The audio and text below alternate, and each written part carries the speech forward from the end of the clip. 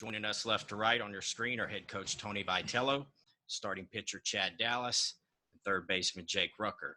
To ask a question, please click the raise your hand function, and we'll call on you one at a time. Before we take questions, Coach will make some opening remarks. Coach?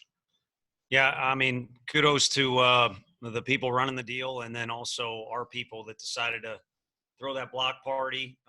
Their fans, our fans. I don't know how you beat that environment other than keep the rain away, although the rain seemed to stoke the fire a little bit with the people.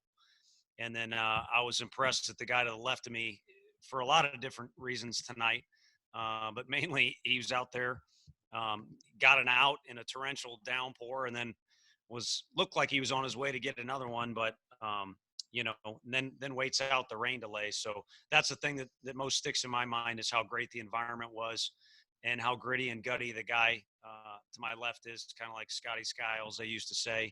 And I've always said he's a good guy to lead us into a weekend because that's the way he is, and our guys seem to kind of follow his lead. They do it in the dugout too when he's horsing around, which can be aggravating sometimes. But when it's on the field, there's a lot of passion, there's a lot of grit. And if you're going to summarize our win, it's not like LSU didn't have the same thing, but it was kind of our brand of baseball. And we were able to overcome a little bit of adversity and fortunately win the game tonight. Questions? We'll start with Ben McKee, and then we'll go to Jordan. Yeah, Tony, was there any thought to going to somebody else during that rain delay? And just what did you see from Chad and Chad, what was working for you so well? And how did you kind of stay locked in there during that 50-minute rain delay? Yeah, the administrative people here, Greg was the main guy. They communicated well to us what was going on, so we kind of had a decent idea of what was going to happen. So there was never going to be a long enough delay where we'd consider switching, but also it would have had to be really, really long because I can't coach pitchers like Frank, but you go out on the road, you scout them, and I did coach them for a few years. You kind of can see when a guy is locked in to the point where it's almost like he's not going to let anything happen other than what he wants to. And Chad kind of had that look to him. And obviously he's not invincible, and he's facing a really good team, but he just kind of had that look of determination. So I think really that was an easier decision than it was to leave him in to finish his final inning. But again, he kind of facing Coach Bianco's son. I mean, he just kind of had that look like he was in get it done mode tonight, and he certainly was. And once again, our guys followed. So. All you, big boy. Yeah. How'd you do it? Let them know. Yeah. So going through the rain delay was a little different. I mean, you sometimes sit through long innings, but those aren't as long as sometimes what this rain delay was. But like Coach Vitello said, I felt like it was my game to continue. In my heart and in my mind that there was nothing that was going to take me out of that game, no matter how long it was. Just as soon as I saw that it was a delay, I automatically went up to I think it was Coach Henderson and asked him when can I go down to the cages and stay stretched out. It was just the competitor inside me that didn't want to get taken out of the game, and so it was. There we go. Jordan? Hey, Tony, as you kind of look at this game, 3 of your 4 RBIs came in the back half of your lineup. Just as you kind of get into this point in the season, how much of a blessing is that to you that you kind of know top to bottom you don't have anyone that you wouldn't want to see at the plate, so to speak? No, it is, and you're giving me flashbacks to teams. I won't name any names, but it's tough to have a 1 through 9 deal going on. But in this league, every roster is so stacked. You tend to see the best offenses don't give you any breathing room. And I've been a part of teams or coached with teams where that's not necessarily the case. And everybody can feel the weight of the game on their shoulders when this guy's up or that guy's up or this part of the order. And if they don't get it done, then it's not going to happen. And with this club, it's different. It could be anyone on any given night. And you could see a guy, not naming any names, have a really bad at bat. And then next thing you know, he's willing to compete and answer the bell which seems to be one of our themes, the next at bat. And, it could be our guy takes the best BP out of anybody in a game, but doesn't get it done in his at bats, but the 2 or 3 hitters behind him do. So it's a blessing in particular this time of year, because you want your dugout to be confident. And I think these guys think that they can find a way. Troy, then David Ubben. Tony, I got 2 questions for you just regarding emotion. I guess one, you seem to be really amped up right before the national anthem during that starting lineup. I guess just what has the lead up to this game been like for y'all? And I guess just how exciting was it to finally take the field and get ready to play game 1 and 2? I guess, was there any frustration on your part that they didn't call the game prior to Chad giving up that home run? Well, as far as prior to the game, a lot was made of the long week, and now it's over with. Our guys are, they've been plopped right in the middle of a tournament. It's a, super regional tournament, and now we're in the middle of it. But a lot was made leading up to it, and I thought our guys were fine. I mean, part of the deal is we got done late Sunday night. I'm sure Chad didn't go to bed before midnight on Sunday night. We didn't know who we were playing until Tuesday morning, technically. So even though we were pushed to Saturday, the week was not as slow as you might think. And the guys were really good in training. There's not much you can do in practice this time of year. And then early in the day, I kind of had that vibe like, man, our guys this could be a good deal, the vibes we were getting. And then as that anthem picked up, everybody, including the coaches and myself, I think just got a little too jacked up. And it's hard to say that you should do otherwise when the environment's like that. You see a SEC opponent across the other side and all that. But once we calmed down and played, it was definitely in our favor. And there were some emotions from our side when the torrential downpour was going on. It was flashbacks of Fresno State. My main thing was I was just about to ask if homeboy needed any conditioner on the mound. He slipped once, but he probably hurt us and himself a little bit by being in such go mode instead of kind of even cleaning his spikes would have maybe caused us to walk out there. But it's a decision that's out of our hands. Maybe could have called time and asked for some conditioner. But I'll be dang. I mean, you could say everything happens for a reason, but I'd say everything seems to happen crazy to this team. Sometimes we do it to ourselves and sometimes we overcome those things, but it's just kind of part of our mantra. David. Yeah, for all you guys, what were you guys kind of doing in the during the delay, and also down a run 2 separate occasions? What was it like in the dugout when that's the scoreboard in a game like this? Start with Chad. For me, I was just trying to keep my body ready to go at all times, stay stretched out, keep my arm ready to get back on the mound.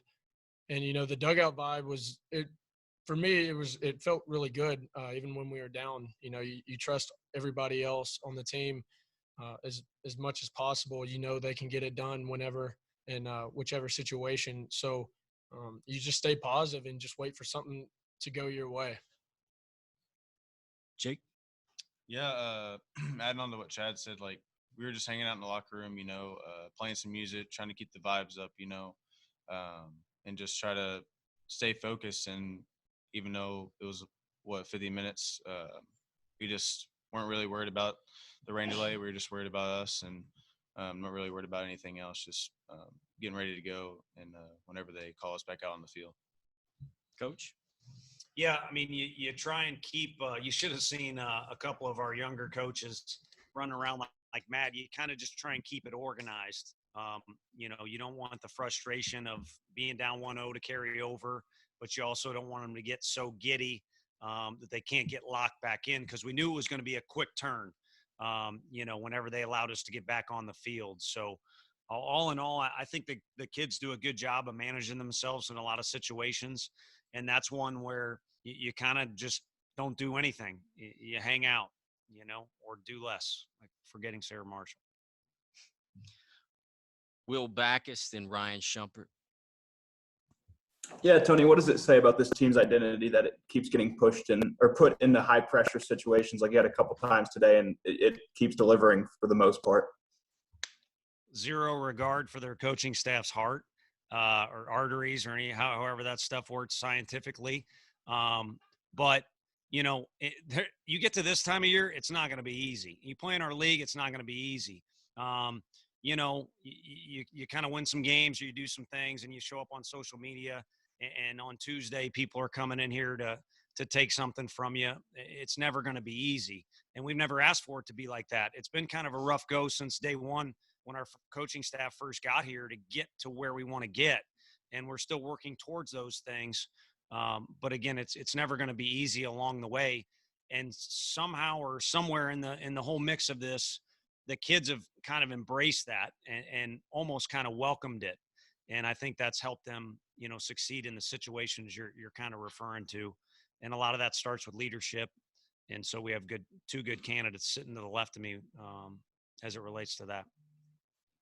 For Coach, it seemed like sometime in SEC play, y'all's kind of offensive identity had changed a little bit as the power came out. Just how important were those 6 weeks when your identity was kind of grinding out at bats in a game like this when the power wasn't quite as potent? Yeah, deja vu all over again. I think Folky's calling you. So hello, Folky, if you were watching the game. I know he's a fan, but it shows that you can win games in any type of situation. And it's really fun to have. We haven't had that many of them. It's really fun, for the offense to explode and the fans to go nuts and win by 8 or 9 runs. But it hasn't happened often, and especially early in the year, as you mentioned, the kids just kind of had to learn to find a way. And it came in a variety of ways on the road and at home. And so, in your utility belt, when you need something, we're fortunate enough we kind of got a, diverse portfolio that you can go to as it relates to finding a way to win a game. Troy Wallace, then Wes Rucker. Hey Tony, so during that 6th inning, kind of walk us through your thoughts on what went on with Drew Gilbert, reaching on the fielder's choice, and then Lipsius taking care of business, and kind of momentum swinging your way. In your eyes, what did you see out of that? What did you see out of your hitters taking pitches and walking, and how would you sum it up? I honestly think it all started with Chad. You were talking about basketball here a second ago.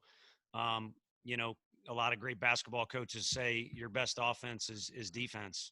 And, I think the fact that he was able to get out of that jam in a really tough spot when, if you're a fan or you're a media member, you're saying, man, we don't really have a lot of wiggle room for air here. And we come in with that momentum in the dugout. They were charged up. So you had guys with that good mix that we were fighting for all game long of, amped up because it's, super regional, all that good stuff, but also just kind of more relaxed and focused on being determined to win pitches. And, whether that's the best description or not, I don't know, but there was a good mix in the dugout. It was a good vibe going on in that inning. And, sometimes karma's on your side when that's the case. You get kind of a funky bounce and you get a ball that goes over an infielder's head, and guys hustle and make things happen. So it worked out well in that inning. But again, I feel like it all started on the defensive end. And following that up real quick, Tony, knowing that you were about to make the pitching change, how big was that in the terms of Hundley? I know about the runs scored, but in your mindset and Frank's mindset, knowing what you guys were about to do? I think it was huge. It it never works out where plan A is what happens in the game. But prior to the game, you got to at least envision, how it'll go if it goes your way. And then along the way, there's, of course, some speed bumps. But the guy, we've never really pushed him to the max, even though several times he said to me, I can save our bullpen because he's always throwing game one. But his shtick or his thing is he's going to have energy. He's going to compete his butt off. He's not going to be flawless, but he's going to get us deep into the game and give us a chance to win. And, it's nice driving to the park knowing that when you got homeboy throwing here. Back to Ben and Troy. Yeah, Tony, just looking towards tomorrow, just how big do you expect tonight's pitching performance from Chad to maybe help out Blade as he kind of goes back out there against LSU? And I was curious, Jake, just your perspective on what Hilliard was doing so well to keep y'all off balance, and then what changed when the lefty came in? Yeah, as far as Blade, I mean, it's really kind of been more about obviously he's thrown on either game 2 or game 3 for us, so he's been able to watch the opponent and learn from his teammates But really, it's kind of been about Blade's, his evolving as a pitcher and maturing as a college athlete. So I think that's, kind of more his deal. He's going on. He's just been getting a little better each week, and it's been fun to watch. And I think Chad's effort certainly helps that. I think Chad and Sean made sure we didn't really have to tax the bullpen like crazy. Of course, same thing on the other side of the dugout. And, they'll have their guy going, Marceau. And, Jake will talk about Hilliard. I recruited the heck out of Hilliard. I don't think he remembers me because he stuck it on us pretty good. He's an outstanding pitcher, but, the guy that they've had as their ace or their go-to guy is throwing tomorrow. Yeah, I don't know what Coach V was saying about Hilliard. He obviously is a good pitcher. He threw pretty well today. All his pitches working pretty well, keeping the hitters off balance. He didn't really have anything overpowering, but all his pitches moved pretty good, and that's just allowed us to not be able to kind of hit him that well. But when that lefty came in, we kind of got something going, like in the 6th inning, like we were talking about earlier, and just Chad keeping us in the mix throughout the game, and just playing that defensive role on the mound there. So with the help of him and us being able to put some at-bats together, just helped us get the win. Let's go to Wes real quick. Hey, for Jake and for Chad, it seems like ever since maybe going back to the Florida series, people keep asking, will this moment ever get too big for this team? Y'all played some of those top 5 teams in the regular season, then you became a top 5 team. Then it was, okay, can they do it down the stretch? And then it was, okay, can they do it in Hoover? And then the regional. I mean, at some point, are people just going to have to stop asking if a moment's going to get too big for y'all? It just seems like you just seem to keep handling them. Obviously the SEC is probably the best conference in the league, and it helped us prepare playing all those big teams, top ranked in the country. And so just having those close games, I guess, just we just trust the guys around us, and we just have that confidence in each other that we're going to get the job done later in the game, just because we've been through basically everything so far this season. And so we've definitely seen something different every night. And so we're just going to go out there and keep doing us and keep playing our game. Yeah, adding on to what Jake was saying, trusting everybody on the team in any situation that comes our way is really big. We're a very close team with teammates, and when you have that trust in everybody on the team, it helps so much of just staying cool, calm, and collected while in the dugout, waiting your turn. So like he was saying, when you trust everybody in any situation, it helps kind of keep the relaxation. # Team Rucker, by the way. Troy? Jake, Ryan touched on it a little bit, but how much easier is it for y'all as an offense when y'all don't just have to rely on scoring on power or scoring with a small ball, and just kind of being able to take that pressure off yourself and knowing that there's not one road to getting back in a ball game? Yeah, going back earlier to what we were saying about just the back half came through for us tonight, getting it done, because like 1 through 9, we're pretty dangerous. And so we're just going to keep doing our thing and keep using that mojo and momentum that we've had. And we're just going to keep doing what we've been doing and not really changing anything. So, Blake, then back to Trey. Yeah, Tony, we hear coaches all the time that are trying to rebuild programs say, be patient and it takes time, et cetera. You're in year 4 and your program is 1 game away from the College World Series. How have you done this on this timeline? I don't have a lot of patience, as you probably saw somewhere in the 2nd inning or something. I look like an idiot, I'm sure, if the cameras were on me during the game, but there's definitely no secret sauce. I mean, we have good players, so they make you look smart. But if I gave a direct and really a most accurate answer, it'd be the people that are in this building that work with our guys. I mean, Megan Anderson, our academic coordinator, and Jeff Woody, our trainer.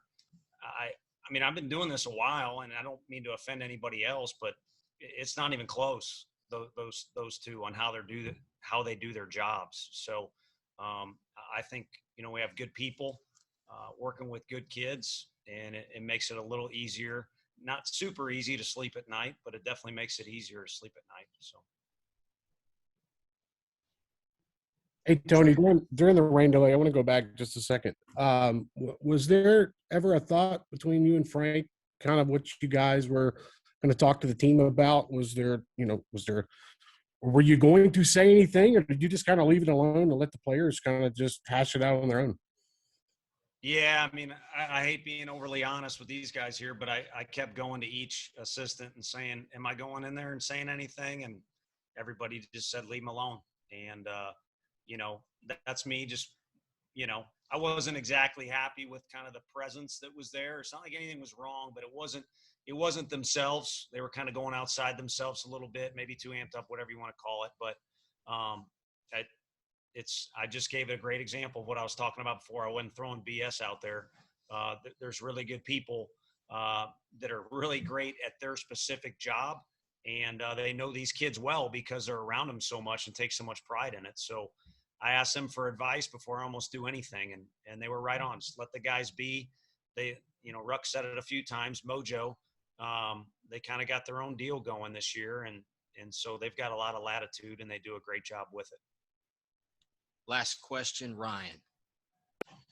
For Jake, Tony kind of referenced your rough at bat a minute ago. Just what were you able to do to get that out of your mind and bounce back with 2 doubles? Yeah, going back to what I was saying about Hilliard, it's just like his stuff was good, all of his pitches were working pretty well. And so just all my teammates going when I was in the dugout, just picking me up and let me know everything's going to be all right and just go get the next one and don't worry about that last at bat. And just trying to stay positive. And like I said, that mojo that we have, it's been working. And so just having that confidence with each other and having that trust definitely helped me out to get those 2 doubles or just for us, the rest of the team to string some hits together and score some runs for the pitchers. So. Thank you, gentlemen, and congratulations. Thank you. Appreciate y'all.